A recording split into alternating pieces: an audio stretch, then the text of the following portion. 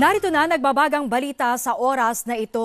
Nahanap at nakuha na ng mga rescuer ang biktima ng gumuhong minahan sa Dungga, Danau City sa Cebu kaninang umaga. Pero bangkay na namatagpuan ng mga labi ni Melvin Landero na nabagsakan ng malalaking troso at lupa sa loob ng bumigay na minahan kahapon.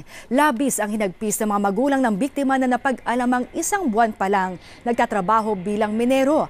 Nakaligtas naman ang tatlong kasamahan ni Landero sa pagbuhok kahapon. Pero nagtamo sila ng mga sugat at ginagamot ngayon sa ospital. Iniimbestigahan ng Department of Energy sa Visayas ang pagguhon ng minahan.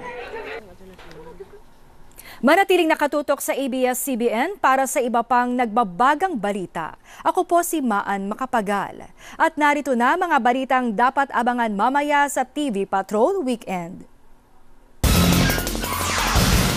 Minibus na binangga ng SUV nahulog sa Skyway. Insidente, huli sa CCTV. Lolo at lola walang awang pinatay. 20 patay sa terror attack sa China. At ang best ever fair ng Katniel, abangan live ang detalye mamaya sa TV Patrol Weekend.